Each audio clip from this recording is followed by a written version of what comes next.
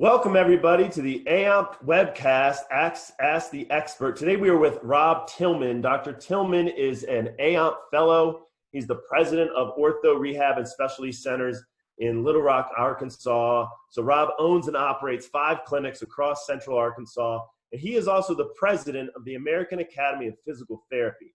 And so we are very excited to kind of have this opportunity to chat a little bit about the American Academy of Physical Therapy, which really represents underrepresented minorities in the profession of physical therapy. And we want to talk today to Rob about that organization. And I just want to give a shout out first to Jim Rivard. Jim Rivard, who won our service award, our Manel Service Award at the AAPT conference last year in 2019. And Jim gave just an eloquent speech on this issue of the lack of diversity in the physical therapy profession. This is a critical problem that Jim really spoke to, and I think awoken a lot of people, myself for sure. And so anyway, Jim introduced me to Rob, and Rob, thank you so much for taking the time to talk with us. My pleasure. My pleasure. Jim really is a wonderful person. I know him from his manual therapy training. I came out before him, so I can't necessarily claim him to be my student, but he's somebody that we brought along and has done tremendous work in manual therapy and just dealing with promoting best demonstrated clinical practice. He's just a great guy. I couldn't be more proud of him. That's awesome. Well, tell us a little bit about yourself, your background, kind of maybe a little bit about your training and your relationship, you know, your time as an AAPT fellowship and stuff like that, and kind of where you are today.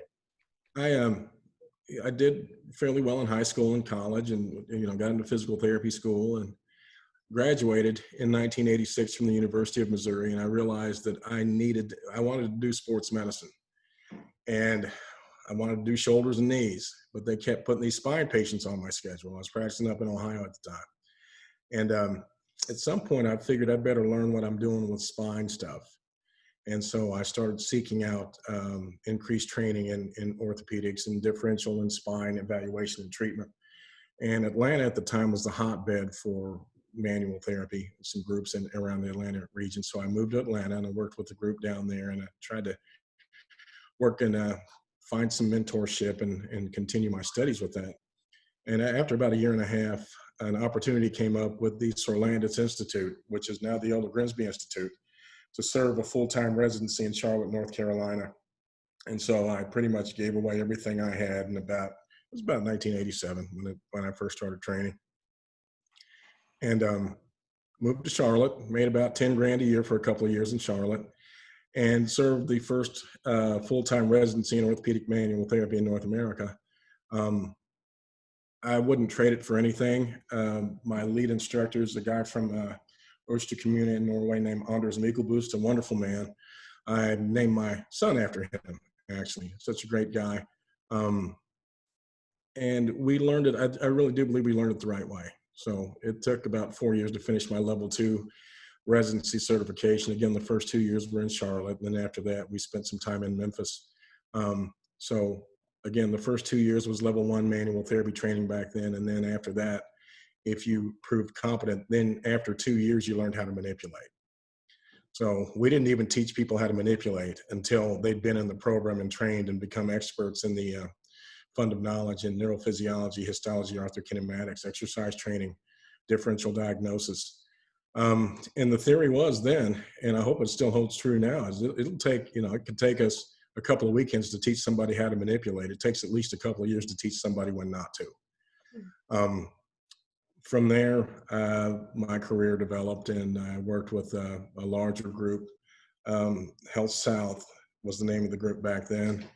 And I worked my way through the ranks there and became a senior vice president of that group, and was in charge of clinical programs in North America and Great Britain. They had a little issue with accounting about 16, 17 years ago, and that's when I started Ortho Rehab and Specialty Centers. All the while, I met some folks in my training that were associated with the American Academy of Physical Therapy. That is the minority group in physical therapy, and it was born out of the AAPTA. And I want to be very careful in pointing this out. It's when people don't necessarily address the needs of everybody in a population, it doesn't necessarily mean they're doing anything wrong. It's just a point of focus. And at the time, it was believed that the point of focus of the APTA wasn't specific enough for the needs of the minority community. There were several underling groups in the APTA. One was BITS, that's Blacks Interested in Therapy, and a few other groups that were in the APTA. Leon Anderson Jr. and his son, Leon Anderson III, is a friend of mine. He's also a manual therapist that trained with the Grimsby Institute. Saw fit to organize Black physical therapists to create their own organization, to have their own bylaws and have their own specific focus in dealing with the Black community. That doesn't mean that there was ever an indication that it would be totally separate from the APTA, but there was a need to have an organization that was specifically designed specifically for the needs of the Black community and creating pathways for education in physical therapy for Blacks and other underserved minority groups. And from that, I introduced the group to what I was specializing in manual therapy, and several people from the AAPT have gone on to become fellows in manual therapy and attained manual therapy degrees and certifications. Very cool. Thank you for sharing about that. Can you share a little bit more about the AAPT vision and mission as an organization?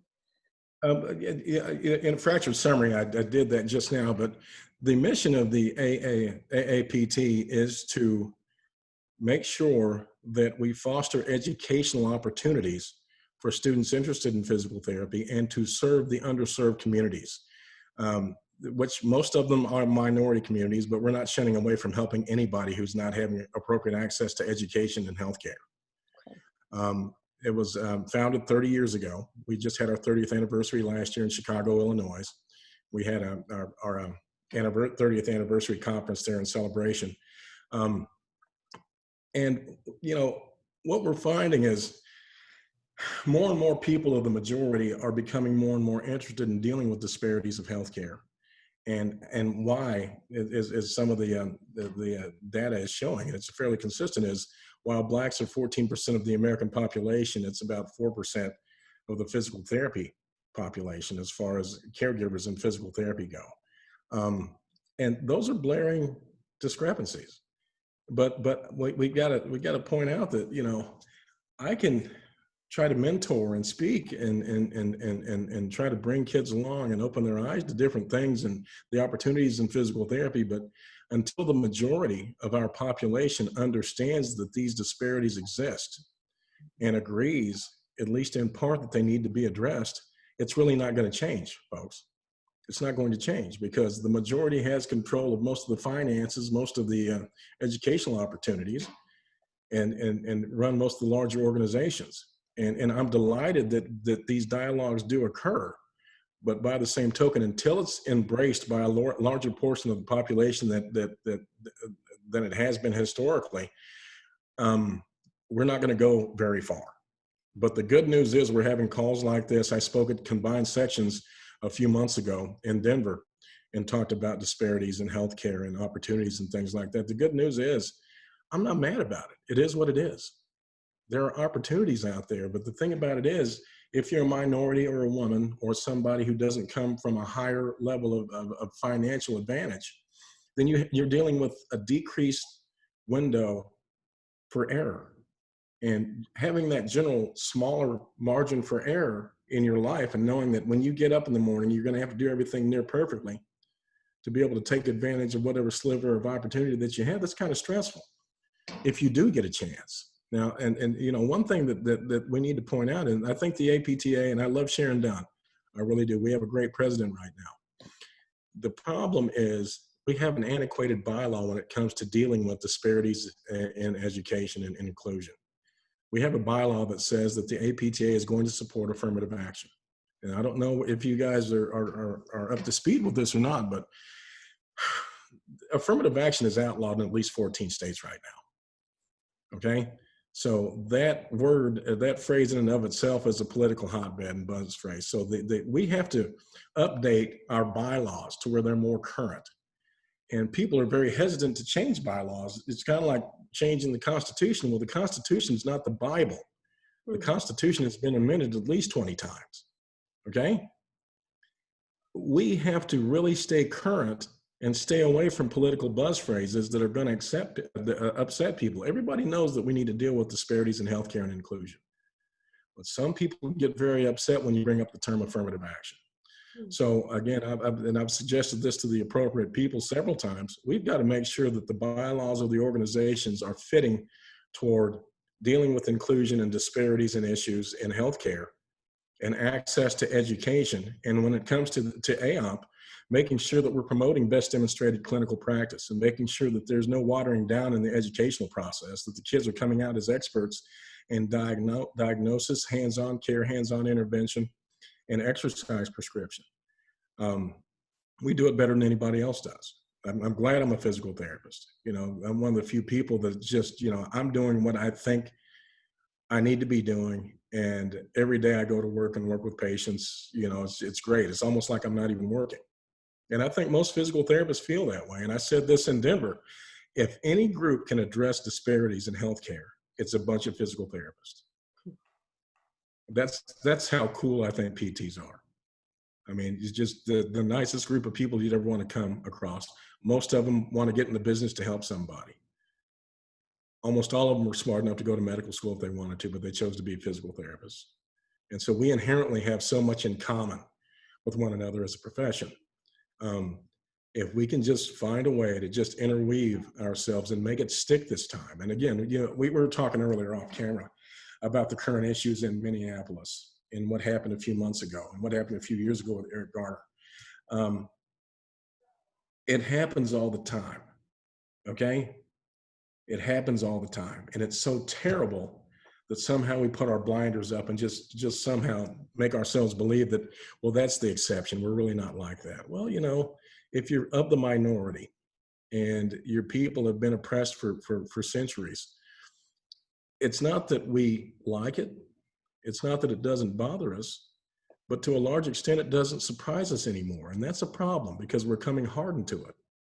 And until we all get together and actually start to empathize with people that may not have the same advantages as everybody else, we're going to continue to reinvent the wheel over and over and over again. And thus, I'm going back to the bylaws. Let's look at the bylaws of our national organizations to make sure that inclusion and diversity are parts of those bylaws and that we have real and meaningful dialogue. I went to I can't do everything. You know, I'm not saying I'm the most important guy in the world, but my hands are full with dealing with the American Academy of Physical Therapy. But I love going to the AAPT meetings. I love going to the APTA meetings. I just so happen to be one of those guys that also owns a business. And I just don't have quite as much time, as well as I have 2 teenage kids right now. And please pray for me as I deal with that. They're great kids, but this world's different right now. They have different challenges and issues than we had when we were growing up. But I think that if we look at those things going forward and all work together and have meaningful dialogue, not just exercise things down to where they're little sound bites to be tucked away conveniently in a corner and pat ourselves on the back because we had a conversation about it. Instead, let's have some real objectives toward things. What do we want to do? What is everybody willing to contribute to? What do you have a passion for to where you're going to have a lasting interest that goes beyond a few minutes on the telephone? And if we can do that and there's real and sincere engagement, we're going to get somewhere with this. We're going to get somewhere with it. I feel great about Jim Rivard. You know, he believes it. I think he's a member of the AAPT right now. You know, he and his company give a standing contribution, one of the largest contributions we get yearly. Another fellow's name is Philip Smith out of Missouri. And he's a physical therapist that has a group, Sports and Spine Physical Therapy, that is one of the largest groups in the nation. He gives a large contribution to the American Academy of Physical Therapy. We don't have all the funding in the world, so when somebody gives us $6,000, that's a lot of money for us. That's a huge amount of money for us. And, you know, it's just, when you deal with somebody, and I don't know, you guys, you're experienced professionals. Have you ever dealt with somebody who's frustrated? For sure. Oh, yeah, frustrated. That frustration is a real emotion, right? And it's an honest emotion. How easy is it to deal with so much true frustration, though, if you don't have all the tools to fix their problems? Frustration is a real and honest emotion that, if it's not caught soon enough, burns so wildly that when it comes time to sit down and talk, then emotion dominates the conversation instead of rational address of the issues and construction of objectives, and it's setting a timetable on how those objectives are going to be reached. So hopefully we can have some rational discussions on things and work together to construct some objectives again, and move forward on making things better. That's powerful, Rob. I mean, everything.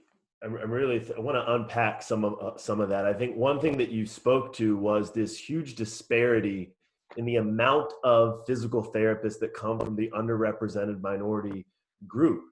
And what you cited, 14% of Americans are identified with an African American race, but yet we're getting worse in the physical therapy profession. I mean, I think that number is going.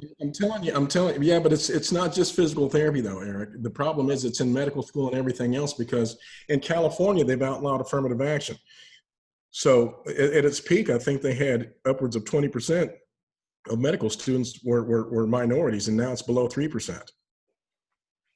Okay, and that's simply because the vehicles that allowed people to get into programs have been removed, let alone the focus on inclusion in education. So I'm not saying that physical therapy is the only group in America that's having problems. This is endemic for the entire population and across the professions. So, you know. But we have a responsibility as educators, those of us that are in education. I mean, you have to really purposefully recruit and purposely create opportunities for everyone, right? I mean, that's the crux of it. And isn't that what the AAPT does? I mean, is that one of the things that you all focus on, is really trying to get students in PT school exposure? That's one of the things, and just increasing education to the general population as to what a physical therapist does. I mean, let's face it. I mean, you know, you guys are manual therapists. What percentage of the population knows what a manual therapist is? Yeah, it's small. And to an extent, the same, you know, lead wall exists in knowing what a physical therapist is, let alone a specialist. You want to be humbled in this profession, be an expert in an underappreciated profession. Pretty humbling. Mm-hmm. That's so true. Yeah. But the key is just getting the word out as to what our profession and our subspecialties do. Get it going at a younger age, to where before people, you know, when you're catching somebody when they're already on campus at college, Doc, it's almost too late, isn't it? It's almost too late. I'm on the strategic advisory board for the School of Health Related Professions at the University of Missouri. You know, and one of the things is they're trying to specifically call for increase in minority enrollment in school, but you know, you got to get word out before they even get to the campus. And so we're working on things. And again, we don't have a whole lot of funding. So the more partnerships that we have with groups that we have, more sister type of coordination of objectives, the easier it's going to be for us to be a conduit for education and things like that. We've had some good dialogue with Ithaca College out of upstate New York, and their students becoming more involved with the American Academy of Physical Therapy over the last couple of years. And Ifosa has done a great job, a young lady of Nigerian descent that is from New York, in organizing the students to have a student organization and calling upon members of the AAPT for mentorship and navigation for different aspects of their physical therapy education, getting in and how to study and how to, you know, just make sure that you don't rock the boat and handle your business. As well as, you know, again, a navigation program in the AAPT for different specialties and different issues coming up. We're going to have a call over the next couple of weeks and just talk about, okay, how's it going with the virus here and the shutdown that we have, and you know, how's your business doing? How's your family doing? Because a lot of us are feeling pretty isolated right now dealing with COVID. You know, what do you do? Different states, different communities have different rules and engagement. Some are wide open. Some are on lockdown.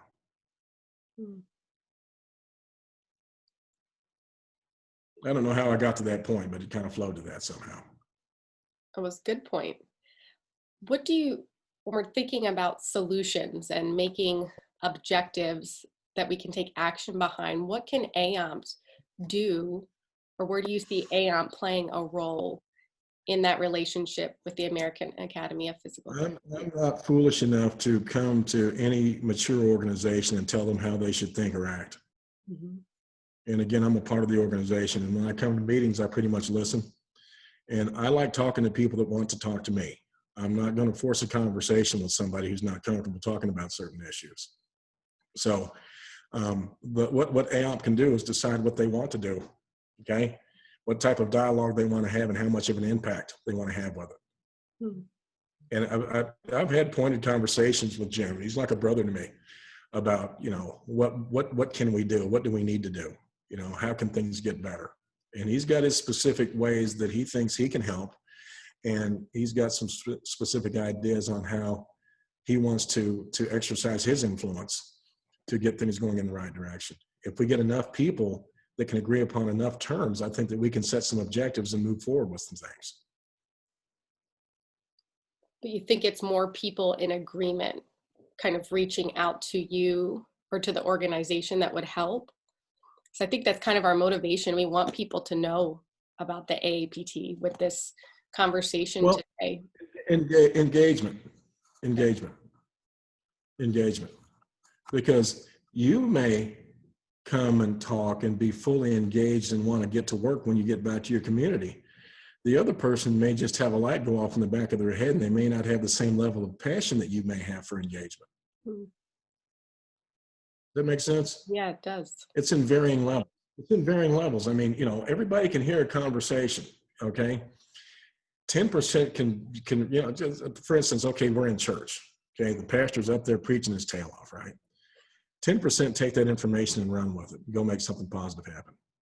80% say, yeah, that's pretty good, you know, maybe thinking about text messages or what they're going to have for lunch after church and things like that, okay? They may get a little bit out of it. Then another 10% say, man, that's the worst sermon I've ever heard. I'm never coming back to this church again, right?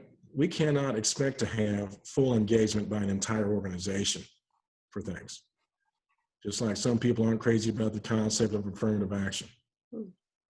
It's just, that's just where we are as American. We always have been, to where we've got a diverse set of ideas and perspectives on things. So what I want to do is I want to engage in meaningful conversation with those members of AAPT that really do have a burning passion to address the disparities in healthcare.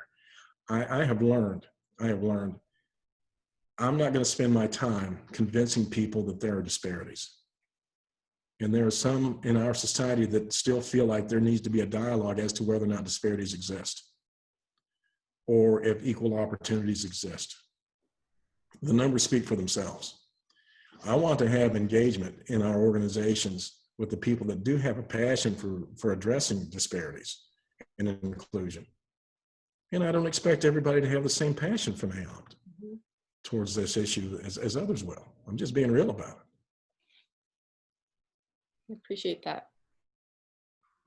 It's a great point. You know, the disparities exist. You can't argue that. We look at health outcomes and we look at, you said it yourself, looking at the numbers, that health outcomes, when we don't have a diverse population healthcare workforce, it negatively impacts health outcomes. We know that. We know that patients do better when they work with somebody that they can identify with. And we don't have enough physical therapists across the United States from a variety of different backgrounds and ethnicities and races and genders. And you can talk about diversity and inclusion in so many ways.